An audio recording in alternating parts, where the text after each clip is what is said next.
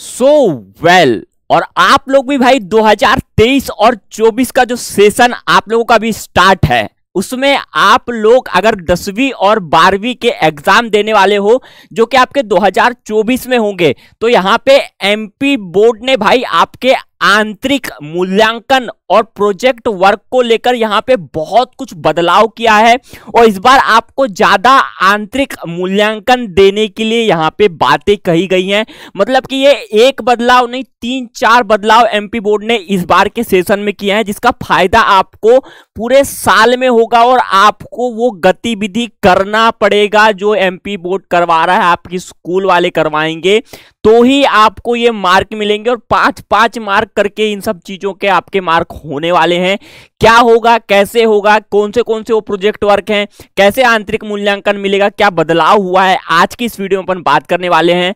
तो भाई अगर आप चैनल पे नए हो तो एमपी बोर्ड से जुड़ी हर एक खबर पाने के लिए चैनल को सब्सक्राइब आप लोगों को जरूर कर लेना है। साथ में टेलीग्राम ग्रुप का लिंक मेरे डिस्क्रिप्शन में दिया हुआ है, वहां से जाके आप मुझे टेलीग्राम ग्रुप में भी ज्वाइन कर सकते हैं। ठीक है, अब मैं बता देता हूं आपको फटाफट से कि क्या वो यहाँ पे आपका बदलाव है, कैसे कैसे आपको आंतरिक मूल्यांकन प्रोजेक्ट वर्क करने होंगे तैयार, वो सब चीजें बता देता हूं। ठीक है, यहाँ पे आज के पेपर की आप कटिंग देख पा रहे हैं, जहां पे लिखा हुआ है विद्यार्थियों को अनुभव और गतिविधि आधारित प्रोजेक्ट करने होंगे तैयार। ठीक है, अब मेन पॉइंट यहाँ पे है 25 अंक मिलेंगे। 9वीं से 12वीं तक के छात्रों का अब आंतरिक मूल्यांकन होगा। मंडल ने प्रोजेक्ट वर्क के विषय और कार्यप्रणाली में किए हैं बदलाव। पहले मैं तुम्हें पूरा इसका न्यूज बता देता हूं, फिर क्या बदलाव हुए हैं वो बता देता हूं। मध्य प्रदेश बोर्ड के कक्षा 9वीं से 12वीं तक के विद्यार्थियों को अब अपने अनुभव और गतिविधि आधारित प्रोजेक्ट तैयार करने होंगे, साथ ही अपने आसपास की समस्याओं और संस्कृति पर विचार रखने होंगे। विद्यार्थियों का पूरी तरह से आंतरिक मूल्यांकन होगा, इसके बाद उन्हें 25 अंक मिलेंगे। मध्य प्रदेश माध्यमिक शिक्षा मंडल ने सत्र 2023-24 के 9वीं से 12वीं तक के विद्यार्थियों के लिए आंतरिक मूल्यांकन को जरूरी कर दिया है। इस बार आंतरिक मूल्यांकन में प्रोजेक्ट कार्य और गतिविधि आधारित बना दिया गया है। मंडल ने प्रोजेक्ट वर्क के विषय और कार्य प्रणाली में बदलाव किया है। इसके लिए मंडल ने सभी विषयों में प्रैक्टिकल व प्रायोगिक विषय में भी अपलोड कर दिए हैं। अब 25 अंक के प्रोजेक्ट कार्य में तिमाही परीक्षा के 5 अंक, 6माही परीक्षा के 5 अंक और 3-3 अंक के 4 प्रोजेक्ट जमा करने होंगे। इसके अलावा 3 अंक अभ्यास पुस्तिका पर मिलेंगे। इसमें अब कोई भी शिक्षक विद्यार्थियों को मनमानी अंक नहीं दे पाएगा, साथ ही विद्यार्थियों को भी प्रोजेक्ट किसी से बनाकर जमा नहीं कर पाएंगे, बल्कि अब गतिविधि आधारित अनुभव पर प्रोजेक्ट तैयार करने होंगे। इससे विद्यार्थियों में अनुभव बढ़ेगा। अब स्कूलों द्वारा 10वीं व 12वीं के प्रत्येक विद्यार्थियों का तिमाही परीक्षा से ही आंतरिक मूल्यांकन कर 25 अंक मंडल को भेजने होंगे। कैसे होंगे आपके प्रोजेक्ट, क्या क्या किस किस सब्जेक्ट में, 10वीं और 12वीं दोनों ही मैं समझा देता हूं। मंडल ने प्रोजेक्ट वर्क में विषय में कार्यप्रणाली में किया बदलाव। क्या बदलाव है? 10वीं में प्रोजेक्ट व प्रायोगिक परीक्षा का अंक विभाजन, आंतरिक मूल्यांकन आपका 25 अंक टोटल होगा। तिमाही परीक्षा के आपके 5 अंक मिलेंगे, 6माही परीक्षा के आपके 5 अंक मिलेंगे। प्रोजेक्ट कार्य 12 अंक का होगा, ठीक है, उसमें आपके 4 रहेंगे और प्रोजेक्ट आपका एक और रहेगा जिसमें 3-3 अंक होंगे और अभ्यास मतलब 3 अंक होंगे, ठीक है, और अभ्यास पुस्तिका से आपको 3 अंक दिए जाएंगे। ऐसे टोटल मिला के आप लोगों का यहाँ पे जो है 10वीं वालों का प्रोजेक्ट और प्रायोगिक करके आपके 25 अंक आंतरिक मूल्यांकन होंगे। अब यहाँ पे क्या होगा, 10वीं व 12वीं के इन विषयों पर होंगे प्रोजेक्ट। अब किस किस विषय में आपके होंगे? हिंदी विषय में दूसरों की क्षमताओं को कम नहीं आंकना चाहिए, इस पर कहानी लिखिए, आपका एक ये हिंदी विषय में होगा।